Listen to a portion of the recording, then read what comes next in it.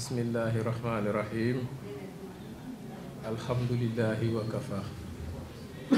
Wassalatu wassalamu ala rasulillah sallallahu alayhi wa sallam. Rabbi shrah li sadri wa yassir li amri wahlul uqdatan min lisani yafqahu qawli. Assalaamu aleykum wa rahmatullahi wa barakaatuhu. Mbokk yi, man seen mbokk Seydina Issa Diop Laye maa ngi leen di nuyu di leen ziyaar di jiital ci nuyoo bi suñu wayjur xalif général des Layènes Seydina Mouhamadou Mokhtar ibn Seydina Mandione Laye ak njabootu Seydina Limaamu Laye yi topp ci gannaawam yépp. ñu ngi nuyu it suñu wayjur wacce Tiwaawan di Sëriñ Ababacar Sy Mansour ak suñu njabootu maam El Hadji Malick gi yépp yàlla jàmmal leen. di nuyu it suñu wayjur wacce Tuuba di a Cheikh Muntaha Mbacké di ko ñaanal it yàlla dëgëral ko moom njabootu suñu maam Cheikhul Khadim Ahmadou Bamba. di nuyu këri diine yépp, kenn ku ci nekk mën nañu la tudd comme ni ñu tuddee ni ñu jiital, waaye bu ñu ko toppee duñu fi jóg. waaye ñoom day gëm nañu ne doyloo nañu kenn ku ci nekk ci ñoom bu ñu ko tuddee rek mu yóbbaale këri diine yi ci Sénégal gi yépp. di wàccee nuyoo bi ci imam ratib bu Yoof di imam Mouhamad Ndoye mi nga xamante ne mooy imam ratib. di nuyu boroom doom bi tànk yépp, waaye di nuyu Yoof gépp, di beral nuyoo nag jeunesse Yoof bi nga xamante ne ñoo gën a amati solo ci keppaar bi ci dëkk bii nga xamante ne fii lañu nekk. di nuyu it àdduna bi yépp, ñi nekk bitim réew ak ñi nekk biiram réew, ñi nekk ci jéeri ji ak ci joor ji yépp, ñu ngi leen di nuyu di leen ziyaar. ginnaaw bi ñu nuyoo wi ba pare, ñu ngi massawu ñépp ci xéewal gi nga xamante ne am na fi tey, ndax defe naa ndox mi bari na trop te am na ay mbir yu mu fi jot a def te ñamu dal ñu nag ñoom ñu bokk lépp.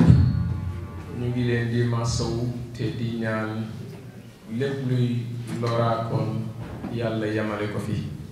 te li ci des mu doon ndox mu sedd guy, yàlla wàccee ko ci jàmm te mu bañ a indi benn dégât. yàlla mën na ko, yàlla na ko yàlla def. suñu jotaayu tey nag li ko waral lépp jarul ñuy guddal di wër di indi ay explication. ki nga xamante ne mooy suñu mbokk di doomu Yoof, damay wax ne sax duma wax ne di lébu, waaye damay wax ne Maam Biraan ak ñi mu àndal ñépp, damay wax ne boo leen téye dafa mel ni téye nga lébu gi, parce que dañu nekk ay jëmm yoo xamante ne dañu am solo lool ci ñun. seen am solo it di am taxawaay bu wér boo xamante ne dañu ko jëmmal ay ati at di ko doxal ngir intérêt Yoof, waaye rawatina jeunesse bi nga xamante ne ñoom tey jii nii kenn du tudd jeunesse yu Yoof di leen ci génne. ay at muy liggéey ci li nga xamante ne suñuy maam ñoo ko moom muy suuf si nga xamante ne moo nekk ci aéroport bu Yoff bii nga xamante ne suñuy maam a ko joxe woon ngir utilité publique. ngeen yëg ne bi ñu demee ba gis ne délogé nañ aéroport bi yóbbu ko Diass ay nit ñëw fii nga xamante ne mooy suuf soosu nga xamante ne suufu Lebu yi la di ko séddoo di ko caxat-caxatee di ci def lu leen neex di ko mayante ci seen biir loolu nag dafay yëngal bépp deretu gor deretu gor laa wax képp koo xamante ne deret ju xonq mu ngi daw ci sa yaram nga doon lébu ngay gis jëf ju ñaaw jooju di nga am lu la metti loolu bokk na ci li cultivé ku mel ni Maam Birane ak ñaneen ñu taxaw ay at di xeex loolu. bu fekkee ne nag ku wax ci réew mi ku def point de presse wax lu yëngu ñu ñëw jël la ne la yow la damay wax ne ñun ñëpp dinañu dem kaso yi dina fees te nag Maam Birane mi nga xamante ne moom la ñu téye ak njabootu tànk gi topp ci gannaawam nga xamante ne lii ñu leen di tuumaal dara amu ci du dara loo xamante ne ñoom def nañu ko ndax damay wax ne intellectuel bu toll ni Maam Birane Mbengue ak responsabilité yi koy xaar ak yi muy yenu damay wax ne kooku du jiital ay xale mukk di leen wax ne yàqaleen parce que kuy laajam réew kuy laaj commune defe naa doo jiital ay xale yoo xamante ne ñu ngi tollu ci digg ut nga leen di wax ne nañu yàq te ba ñuy yàq yow ne woo ca kanam kon damay wax ne loolu ak képp ku ko mënta wax ak képp ku ko mënti bind ak lu sa doyo tollu waxoo dëgg ndax Maam Birane du koo xamante ne ci ngoram ci dignitéem ci fi ñu ko yare muy askan wi nga xamante ne xeet wi nga xamante ne xeet wu dëggu lañ ñooñu xamuñu injustice te doxuñu ci te damay wax ne bu fekkoon ne loolu mooy tax ñu jot suuf si kon jot nañu ci bu yàgg ndax doole jaa ngi fi kattan gaa ngi fi mën-mën baa ngi fi xam-xam baa ngi fi pexe yaa ngi fi waaye ñun dañu nekk ay askan wu diiñ askan woo xamante ne du yalwaan du saraxtu waaye nag ku bëgg jël alalam mu téye sa loxo yëngal ko nga bàyyi ko Maam Birane ci loolu la taxawe woon ba nattu bii nga xamante ne moom moo ko dal di koy dal suñu waxu tey nag du gudd ñu ngi joxoñ ñu ngi woo son excellence monsieur le président de la république monsieur Macky Sall di ko wax ne ko boobu ba léegi li nga xamante ne ñu ngi koy xool di ko xalaat ci suñuy xel nag duñu wax ne mu ngi bëgg nekk dëgg waaye dañuy wax ne dëgg la mooy lan Macky Sall bëggul askanu tànk Macky Sall bëggul askanu lébu ku tax ci ñoom respecté wu la ndax moo tax muy jël seen doom di leen toroxal ndax lii mu def Maam Birane ak xale yi mu àndal ñuy ay doomi lébu damay wax ne toroxul leen ñoom waaye dafa toroxal dafa doyadal communauté lébu gi yëpp kon nag ñu koy wax Macky na delloo ci xelam te xam ne mooy le président de la république moo ñu njaboote loolu la yàlla dogal ak borom ak ndomba gu ñu mën di takk moom moo ñu njaboote moom la yàlla teg ci boppu réew mi te nag kullukum raayin wa kullu raayin ko ci àdduna bi ak réew yi kenn ku nekk sàmm la te bépp sàmm dinañ ko taxawal bis ci suñu kanamu borom laaj ko na mu doon sàmmee njaboot gi bu fekkoon ne ku nekk bu la sa njaboot tooñee nga tër kër rendi ko kon damay wax ne su ñun nii kon du ñu juddu bay toll nii taxaw di défendre li nga xamante ne mooy cause bu noble bi kon tey ji nii moom le président de la république na delloo si waat xelam te nag ñu ngi koy ñaan ne ko Maam Birane ak ñi mu àndal balaa élection yi nga xamante ne moom la ñu dëgmal muy élection législative yi bëgg nañu leen ñu libérer leen nu mu gën a gaawee sans condition bañ leen toppee dara ñu ñëwaat ci suñu biir te mu wax ak ñun ci lii nga xamante ne boobu ba léegi ñu ngi ko koy laaj muy teeri aéroport yi ma leen di wax ne nag aéroport bi képp kuy wax ne lébu gi amu fi dara Ngor amu fi dara Yoff amu fi dara Wakaam amu fi dara kooku jarul conduire ngir muy dem assemblée nationale ndax bu demee dina voter loi boo xamante ne dinañu ñàkk aéroport bi. loolu nag dafa valable ci bépp leader ci bépp candidat boo xamante ne yaa ngi yuuxu yaa ngi woote ngir ñu jox la baatu askan wi pour nga dem assemblée nationale di sàkku ay doom rawatina nag lii ñu lancé appel bii ñu lancé son excellence monsieur le président de la république Macky Sall yéen jeunesse su Yoff bu ñu toogee ba élection yi dëgmal te Macky Sall le président de la république yeewiwuñu bàyyiwul Mame Birane ak ñi mu àndal waxuñu deful décret pour wane ne aéroport bi Ngor am na ca nangam Yoff am na ca nangam Wakaam am na ca nangam boo leen fexee ba mu am majorité assemblée nationale mooy ne leen wóor ne dinañu voter ay loi yoo xamante ne dinañu toroxal ñun lépp bi dinañu duma jël suñu alal sànki ko waaye boo leen fexee nag ba jox ko minorité assemblée nationale yaakaar naa ne ñii di ñëw dinañu voter loi yoo xamante ne dinañu bloquer bépp injustice boo xamante ne mu ngi dox ci suñu dëkk bi ñu teg ko ñuy souffrir ñu njaboot gi nga xamante ne souffrir waruñu ngir doyadal ñu ngir toroxal ñu ñooñu dinañ taxaw voter ay loi yoo xamante ne dinañu arrêter injustice bi nga xamante ne moo am ci dëkk bi. kon nag monsieur le président de la république ñu ngi lay wax ne libéral njabootu lébu gi muy Mame Birane ak ñi mu àndal non à la dictature doy na doy na doy na. salaamaaleykum.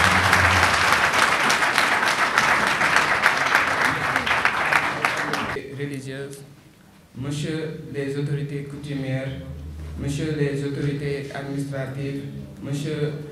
les membres de la presse, honorables invités, chers citoyens sénégalais, nous vous adressons nos sincères salutations. Donc, je m'appelle Ibrahim Ngom et je suis le président de l'association des élèves et étudiants de Yoff, association qui a d'ailleurs été dirigée par M. Mame Birane Mbengue. Donc, suite à l'arrestation du président Mame Birane Mbengue et de notre frère Ndongo Seck, nous adressons, nous la population de Yoff, notre manifestation et soutien indéfectible et dénonçons vigoureusement leur arrestation arbitraire, abusive, illégale de par sa forme et son fondement. Le collectif Lébou a toujours réclamé les terres de la population, les terres de l'aéroport Dakar-Yoff, terres de nos ancêtres Lébou, Tank, Ngor, Yoff, Wakaam, depuis le régime du président Abdoulaye Wade à nos jours. Par conséquent, nous demandons purement et simplement la libération de M. Mame Birane Mbengue,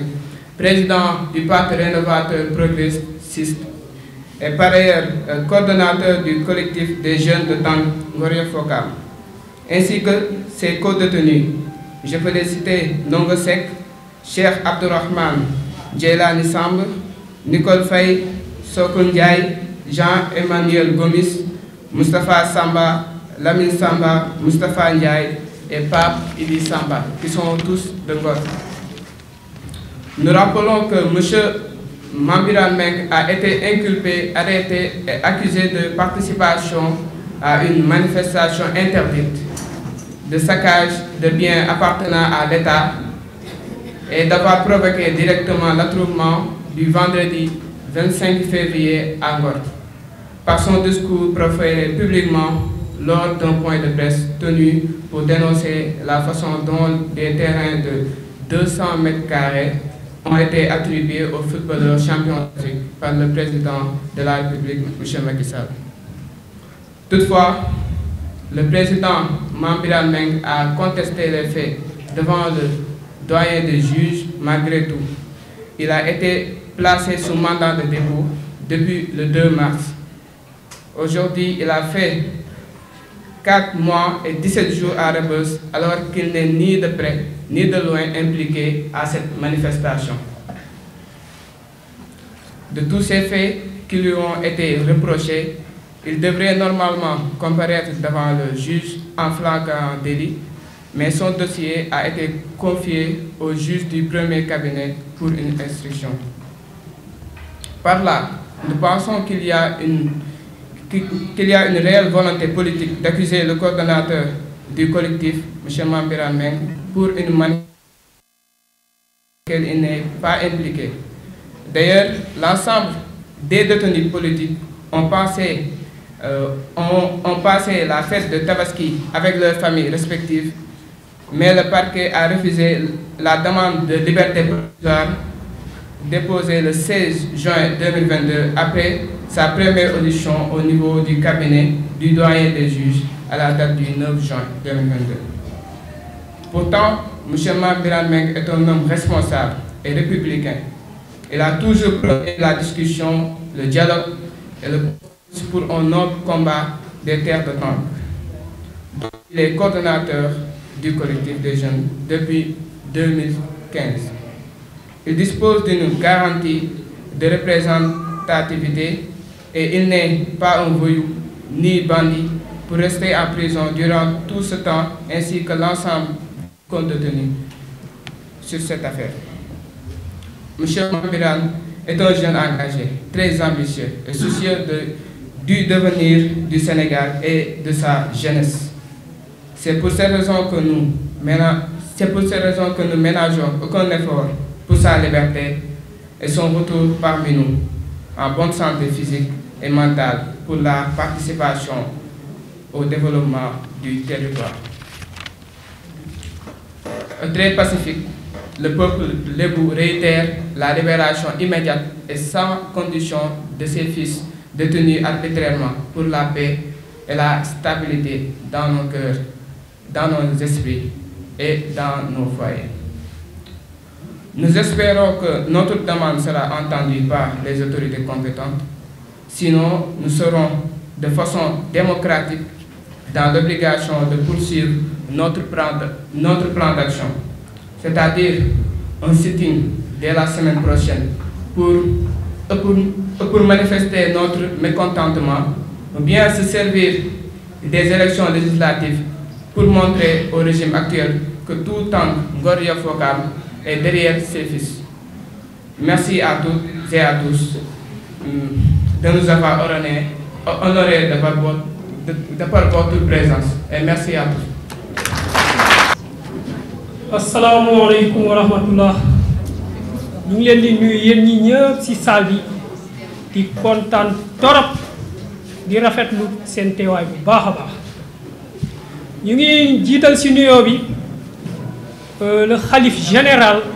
des Layènes di ko ziar bu baax a baax a baax a baax a baax. di toppal ci nuyoo bi kilifa aada yi ak kilifa cosaan yi ñoom ñëpp ñu ngi leen di nuyu ku ci nekk ci turam ak santam bu baax a baax. lii am ba am ñëpp gis nañ ko dafa nekk mbir boo xam ne mënuñu ko rafetal utal ko tur ba du génn lu dul jaay doole. dafa am bis le président de la république bi gaay yooyu di wax ngeen baal ma tuuti rek moom moo taxawoon fii nii ci aéroport bi du luñ sos mooy ay waxam la.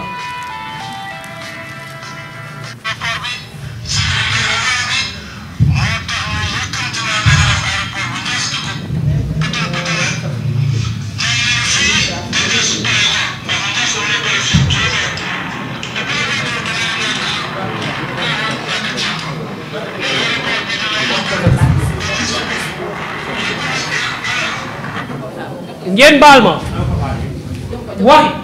wax ji dafa nekk ay kàddu yoo xam ne du suñuy kàddu du luñ créé du luñ fabriqué ay kàddu yu boppam la moom en personne mu taxaw fii ci aéroport Ouakam bi ñëpp di ko gis élection di waaj a ñëw mu ñëw jàkkaarloo waa Tank di waa Ngor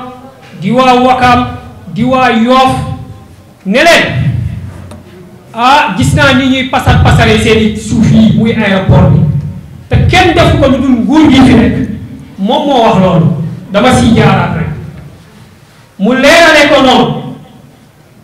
ne nag bis dina ñëw yeex tappale yi fi amax yëpp man ak sama nguur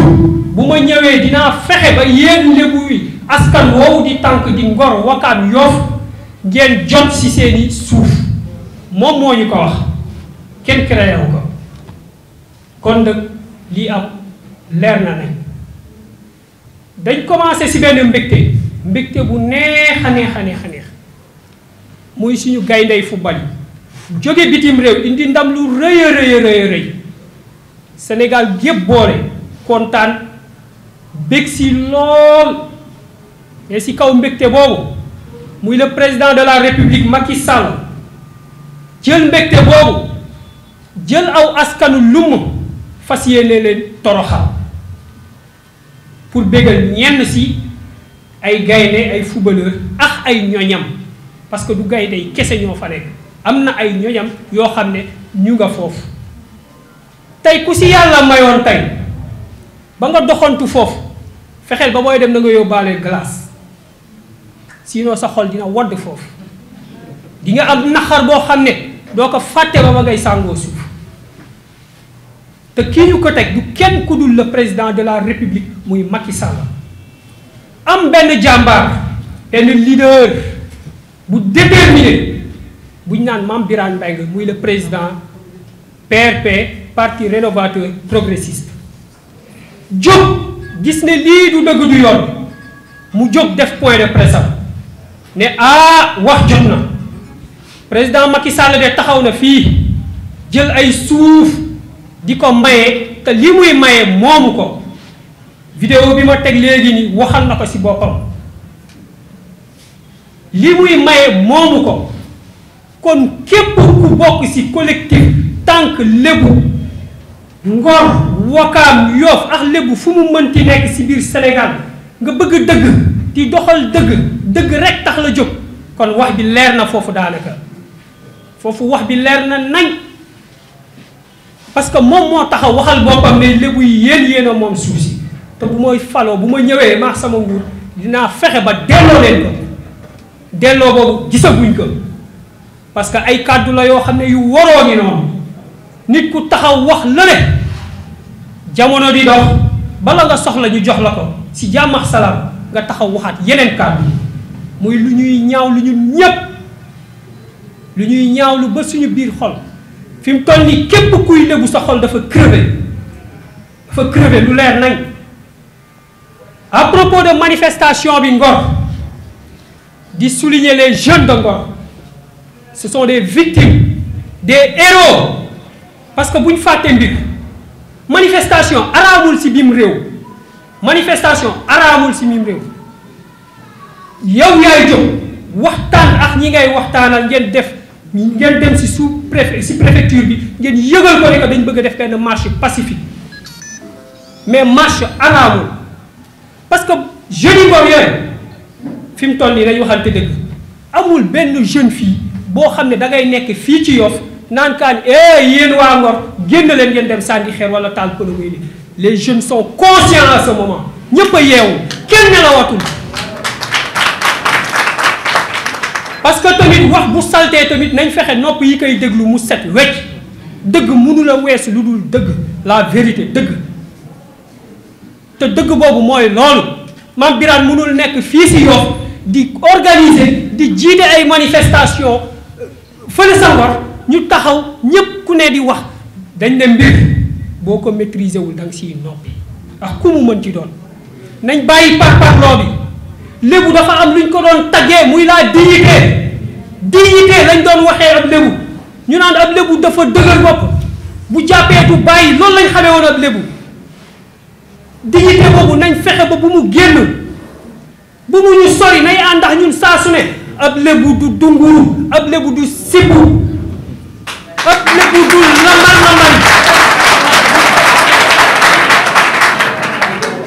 ab lébu dafa war a conscient xool lii gën si moom ak askanam mu xas si tànku tubéy mooy lii la président Mame Birane Mbengue def mais malheureusement foog ñu wax ko dëkk bi amul droit amul yoon képp ku déggul français xam nga liñ naan droit mooy yoon réew mi amul yoon parce que niñ gis mbir yi di muy doxee du yoon moo tax ñi war a wax nañ gën a wax parce que ñun dañ bëgg Mame Birane Mbengue ainsi que Ndongo Seck ainsi que Cheikh Abdourahmane Djeylani Samb Nicolas Faye Sokal Ndiaye Jean-Emmanuel Gomis Moustapha Samba Lamine Samba ainsi que Pape Idriss Samba dañ bëgg si nu mu gën a gaawee ñu bàyyi leen di dem seeni mbokk parce que tamit lu yàgg dafa ëpp te lu ëpp day tuuru lu ëpp mënul def leen lu dul tuuru feet yi fi jaar bëri na seeni famille soxla leen bëgg leen gis seen wet bokk ak ñoom feet bi paaseex ñoom feet bi mënuñ leen a gis mënuñ leen xam dégg xamuñu si li ñu ne lu dul xol yu tàng jër kon man maa ngi wax le président Macky Sall bii mu bëggee dafa am lu mu waxoon jox nañ ko ba mu mat sëkk am na loo xam ne nag nit doo leen topp ba ñu sës parce que ñëpp xam nañ ne niñ jàppee Mame Birane Mbengue du dëgg du yoon ainsi que Ndongo Seck ak ñi si des yépp am un frère bu ñuy wax Cheikh Mbengue boo xam ne fekkee moo ko ci boole ñu ràjjee ko summi ko dàq ko fële te pourtant moo fi taxaw ne emploi des jeunes dañuy former jeunes yi mais kuy employer ay jeunes kuy former ay jeunes di nga jël ay jeunes di leen summi si loo xam ne du dëgg du yoon mais c'est pas normal du dëgg du yoon am réew kenn du ko yor si ay tappale am réew kenn du ko yor si ay caaxaan am réew kenn du ko yor si ay naxaate nit ñi yeewu nañ réseaux sociaux yaa ni nii sa biir poche lay nekk ngay xam diw la mu ndekkee fële sa bitim réew la mu añee la mu reeree kenn mënatu fi nax kenn na nit ñi xam loolu ñun nag li ñuy exiger mooy le président Macky Sall lii yëpp yaa ko waral ndaje bii nii yow yaa ko waral yow la ñuy waxal waxuñu wax keneen ku dul yow bëgg nañ nga bàyyi ñu le président man ñu jaaree ñu def comme prétexte arrestation Mame Birane bi ñu dugg ci combat bi dugg biir quartier Yoff. Mame Birane Mbengue sans conditionnel ainsi que Ndongo Seck ak tous les jeunes de Ngor ainsi que Cheikh Mbengue nga delloowaat ko ci ay fonctions parce que tamit am na luy waaj a ñëw muy le 31 bii képp kuy lébu collectif tànk Ngor Wakam Yoff ñii ci salle bi ñii fi nekk ak ñii fi nekkul képp kuy sénégalais te mu leer na ne yow dëgg moo la ñor ak foo mënti nekk ak foo mënti far ñu ngi lay wax sa carte d'identité boobu téye ko déglu say doom ñu téye incha allahu rabbi lépp dina leer am na yeneen yu siy suivre mais pour le moment si lii la ñuy yemani di leen jaajëfal bu baax a baax di leen massaw bu baax parce que ñëpp la seeni xol kii wasalaam jërë ngeen jëf. bismillah bismillah bismillah ñu ngi nuyu ñëpp kenn ku ci nekk turam ak santam di tàmbali nuyoo bi ci le khalife général de Layène di teg nuyoo bi ci loxo Chérif Seydina Issa Laye Diop Laye di ko ziar bu baax te di ko ñaanal lii nga xamante ne vraiment boobu ba tey mu ngi ci te bawul benn yoon muy taxawu dëkk bi taxawu tànk àndandoo bi ak jeunes yëpp di ziar ki nga xamante ne mooy Assane Mbaye moom aussi mu nekk koo xamante ne vraiment ba tey bàyyiwul mi ngi taxawu moom aussi la jeunesse yoffoise taxawu aussi la jeunesse sénégalaise ndax yamul fii si rek ci Yoff moom aussi muy ndaw boo xamante ne aussi ku jar bàyyi xel la moom tamit sans aussi fàtte ki nga xamante ne moom mooy monsieur Souleymane Mbaye vraiment mu nekk koo xamante ne moom tamit dëgg rek moo ko tax a jóg dëgg fu mu ko fekk fa la koy bàyyi moo waral moom aussi jotaay bii mu toog fii ànd ci ak ñun di jàppale la jeunesse yoffoise te aussi xoolu ci leen tous les côtés aussi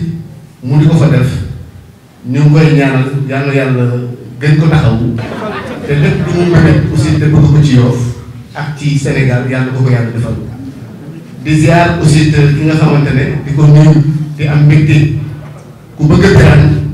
ku fonk Birane ku yàgg ànd ak Birane aussi muy suñu papa El Hadji Moulay Mbaye Aziz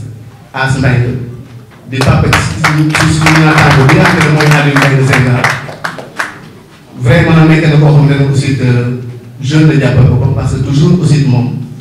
lépp lu nga xamante ne jeunes yi dañ ci yëngatu rek ñu ngi seen gannaaw waaw jox nañ ma représentant du maire aussi muy Medoune Samb Assane Mbaye Pastef wax naa ko Moulay Aziz muy suñu papa wàllu Sénégal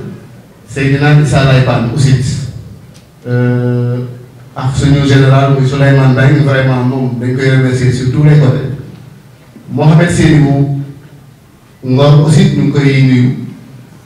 di nuyu maam Xëri Mbaye Mokhtar Sarr bu collectif Yoff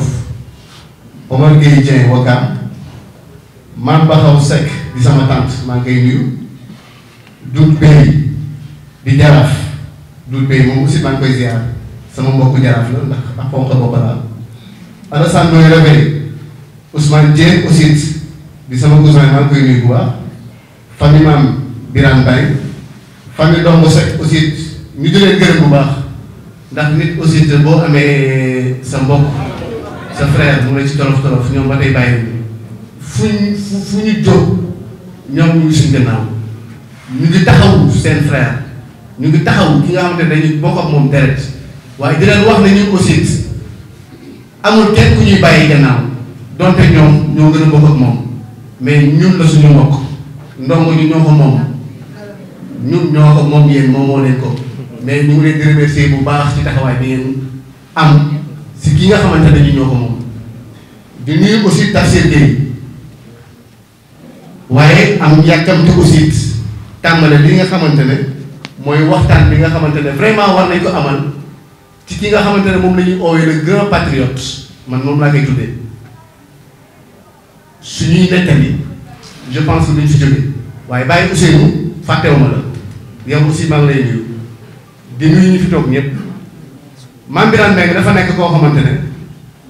jeune boo xamante ne képp ku ko gis rek ku ko déglu dina xam ne nit koo xamante ne ci dëgg rek lay dox te dëgg rek la xam du dox jeune ci ay caaxaan maag moom nekk nañ ba ñu nekk c'était en 88 mu nekk koo xamante ne vraiment ñoo ko mag ci ay at waaye dañu naan kii nii moom ak ay atam yàlla moom moo ko def un phénomène te vraiment dañ ko koy nangul ay mbiram du ci suuf rek ay mbiram du ci suuf rek ku ko xool ku ko gis ku ko xam ak li nga xamante ne moom la defoon comme programme ci municipal yi jàll bi nga xam ne kii borom xam-xam la te ku jar a bàyyi xel nañu ko bàyyi xel te xam ne ñun on a des leaders on a un leader il est le leader naturel de Tànk keroog ba nga xamante ne problème yi am na ca Ngor Mame Birane Mbengue nekk na koo xamante ne bu fekkoon ne moom du moom ki nga xam ne moom mooy le leader kenn du ko fekk yi di ko jàpp waaye ñëpp xam nañ ne y avait un forum à Ngor incité ak xale yi génn def li ñuy def tuuti ma ñëw rek ci historique gu Yoff ay jamono ba ñu jugee Jolof ñëw fi y avait un lieutenant Ñing le lieutenant ba nga xamante ne buur bi mu ngi waaj a songo Yoff dafa détaché wu waat ca fa mu nekkoon ñëw ci ay mbokkam ci Yoff xamal leen carrément que ne ñu ngi leen di waaj a attaqué waaye ana ña nekk ak buur tey ana la ñu def ba ñu waree song suñu askan dañu dem tafoog ñoom dem uti groupe sanguine jam ko si seen ay veine mu nekk beneen couleur y a la crise des valeurs actuellement nii au sein de notre collectif ñun les jeunes nañu taxaw tem xamal ñi nga xamante ne actuellement nii ñoom ñooy buur xamal leen carrément que ne ñun nous sommes une population déterminée te détermination boobu noonu ñu ngi ko jëlee suñu ay maam ndax dañu mës a doon ñoom te dañu pacifique dañu mës a pacifique fii la Seydina Limaamu juddoo fii la Seydina Limaamu juddoo fii ku ne juddoo na fi Tafsir Ndiaga Gueye am na yeneen kilifa yoo xam ne fi la ñu juddoo ñoom bu fekkoon ne ñun tey dañu doon ñu bon du ñu accéder ñëw bay am pouvoir fii ci Sénégal mais yàlla dafa def ñun kenn mësuñoo yàpp tubaab mësuñu yàpp mësul yàpp suñu ay maam donc ñun bu ñu seetaan kenn ku ñu yàpp ngan la bu ñu jëmee ci ay élection am satu sànq wax na ko man li may proposé mooy dañu am ci ay échéances yu ñu jëm parce que man avant may wax dañ maa dànkaafu nag parce que am na ci loo xamante ne su ma ci jaaree rek mën naa ne problème day am ndax ñu nekk nañ ñoo xamante ne dëgg la Birane mi ngi ci biti mais ñoom nañu xam carrément que ne jàppuñu Birane ndax Birane jëmm yu bari la te jëmm yooyu yëpp mën naa ne Yoff lañu Birane dafa amoon lu bari lu mu yor la mu yoroon tax ñoom ñu échoué ci ay élection yàlla def ñu jël leneen loo xamante ne njuumte la bu ñu def ñoom njuumte boobu ñu jël ko jox ko ay lion Birane du leen loo xamante ne moom moo ko fa téye lu dul li mu doon wax ci wàllu lion yi ak lañu leen jox tey ci tey bu ko fi fekkoon kenn du neexle donc man li may proposé mooy dañu jëm ci ay élection ñun ñëpp nañu vote sanction man loolu laay proposé ay lébu la bu fekkee ne dañu jàpp ki nga xamante ne doomu lébu la ni ñu jàppe ko ngir ñoom ñu mën a def li ñuy def pour mën a falu ñun bu ñu seetaan loolu ñun aussi nañu leen contrer xamal leen carrément que ne ñun nous sommes unis nous sommes que ñun benn lañu te kenn mënuñu xàjjale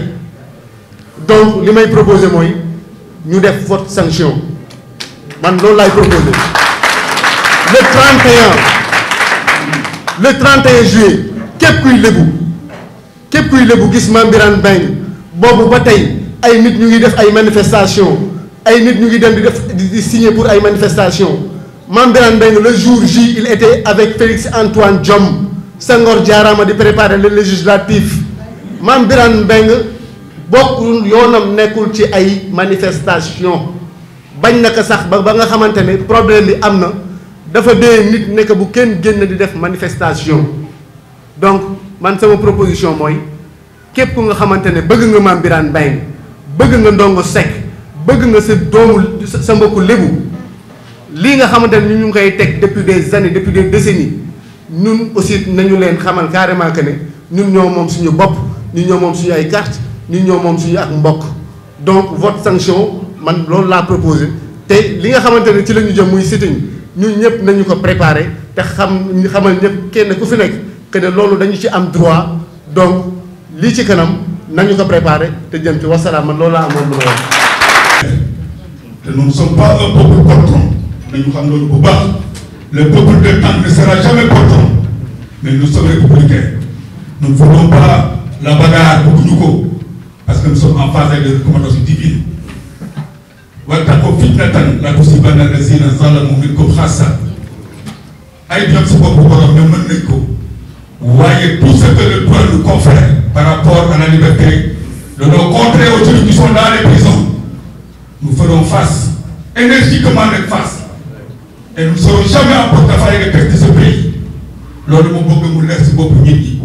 ba nag ñu ñaanal yàlla sant yàlla ku sant yàlla dolli sant nañ ko ba ñu tàmbalee ba yeggali sang bi comme maa tijji woon ñu ngi lay jox rek nga tëjal ñu buntu bi bi xaq yi la ilaha illallah.